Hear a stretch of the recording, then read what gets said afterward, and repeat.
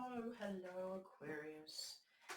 How are you? This is your September general reading. Sun, Moon, Rising, and anywhere in your chart that you may have Aquarius and be interested in. It's a general read, so energies flow. Take what resonates, leave what doesn't, and welcome back if you're returning, and welcome in if you're new. So let's get down to it and see what we've got for you this month. Nice super little air signs. At the bottom of the deck we've got Unconditional Love. This came out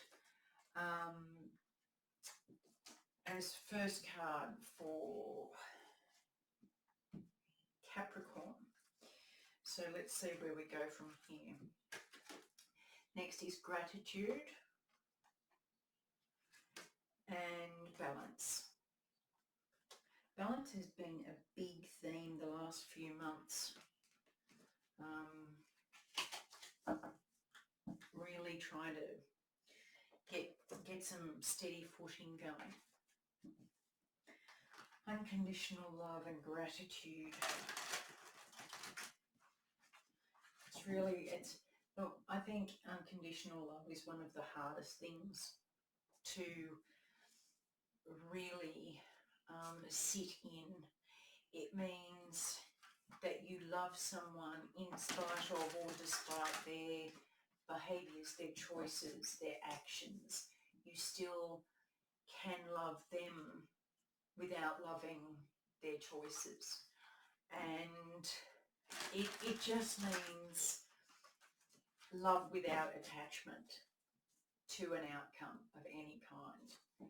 And so I think it's one of the hardest things to do when you're on this path of self-growth and self-development and trying to find your soul. It's gratitude is one of the most important things you can do to help that. Now, I just want to have a little, sidebar. For a long time, I would do my diligent gratitude journal, and I'd write it down every morning and every night. I'm grateful for. And I realised one day that I was just writing the words. I wasn't actually feeling grateful for what I was writing. I knew I was grateful for having an electric blanket in cold weather. But when I wrote it, I was just writing it. I didn't actually sit in it and think of the feeling that went with it, or the feeling of being without it, what that would have been like. So I changed how I started doing it, and whenever I write now about being grateful, I take more time to do it, less of an exercise that you're supposed to do, and more of a genuine feeling. What am I grateful for? Like small things. This deck, I love this deck. I'm very grateful for it. At the bottom of the deck is the Ten of Pentacles, which talks about abundance in all things. I usually talk about, it's really funny, I usually talk about the Ten of Cups being my rainbows, unicorns and butterflies card, or cupcakes. And I've just noticed that on this card, it's got rainbows and butterflies. No unicorns. Bit close. All right, I'll lay these out as usual and we'll get into it. Ten of Cups. Oh, a love spirit. Ten of Cups and Ten of Pentacles. Now, what a way to start, babies. Crossing, we've got the Four of Pentacles, the Lovers, Eight of Cups, the Tower, Seven of Pentacles. I'll just move these across a bit. Page of Swords, Strength, King of Cups, the moon.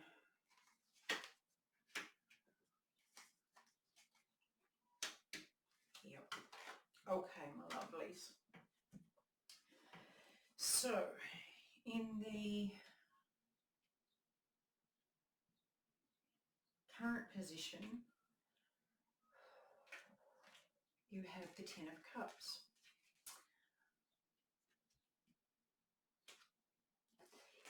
Everything, wishes come true, love, abundance, stability. It's like the pot of gold at the end of the rainbow. The pot of gold isn't just gold, it's everything that you could possibly want. The foundation is the Lovers, so that's playing a big part in this. It's part of feeling like everything you could possibly wish for has come true. The challenge here is the Four of Pentacles, and that talks about hanging on too tight. Hanging on too tightly to things will block the flow.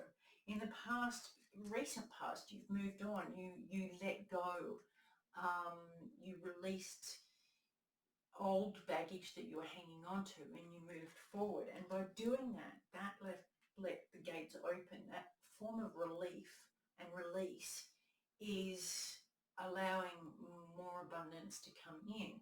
And that's where you're sitting at the moment.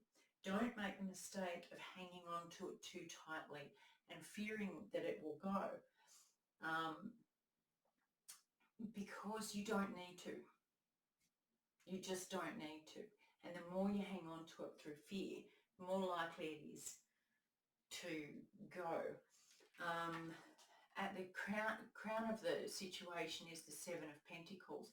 It talks about just patiently letting it grow. Just see what happens, see how it develops, see how things turn out, because you've got the Tower coming up. Now, Tower's a bit like the Death card. A lot of people freak out when they hear the Tower. The Tower is an upheaval. It is a forced change. Now, people automatically assume that it's a bad thing because a lot of people don't like change. But it can actually be a great change that has been forced upon you, or you just didn't see it happening, or you had no hand in it. It was just there, and it's shaken everything up that you didn't realise was happening. Oh, good. Someone else answered it. So you've got that coming, and here you've got lightning striking, and through chains. Now that talks to me about something good. So anything you've been bound to is about to get a big snap of no more. And this is quite beautiful if you release the need to hang on. The chains could be the fear of hanging on. And something's going to come through that's just going to cut right through that. You are in the Page of Swords, and that is a very youthful but tentative idea, belief.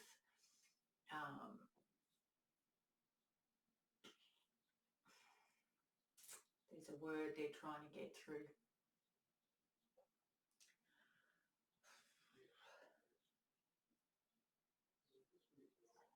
Trust. It's an unsure trust.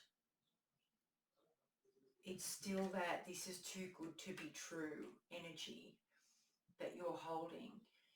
You want to believe it, but it's so new and so unusual that it's kind of this uncertain. You're not secure in it yet, but it's coming.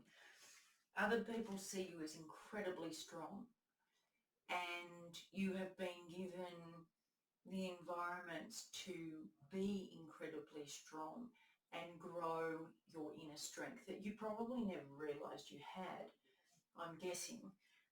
And that could be why this seems a bit hang on a second, do I deserve this so much good? But yes, you do, to answer that. So don't even question it. Your hopes and fears is the King of Cups. I love this card because, especially in this position, the King of Cups talks about the highest level of emotional maturity and connection. Loving but not gushing.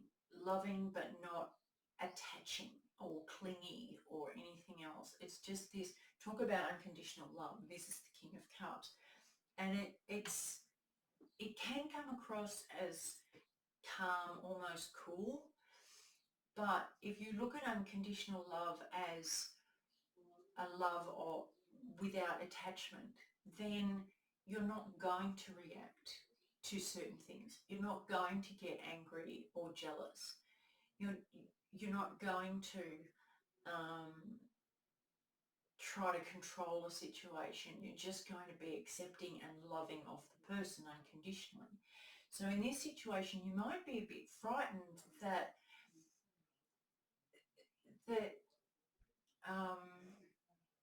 that's going to be empty. See the empty seat? You're a bit frightened that it's not going to be what you thought it would be.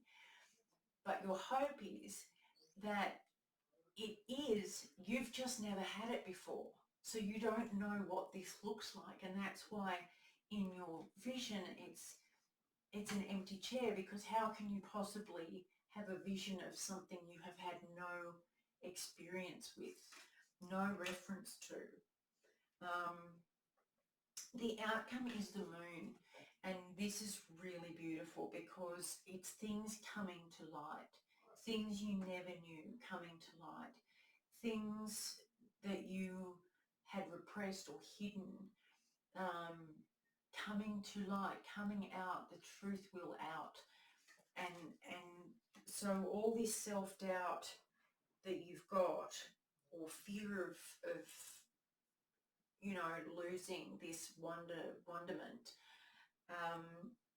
the reasons behind that are going to come out, and the fact that this is as good as you think is going to come out. There's no question about it. The truth is going to come forward. You've got the Knight of Swords, which is the next level of the page, so you're progressing. And then you've got the Wheel of Destiny, which talks about acceptance of what is. You know, this wheel reminds me of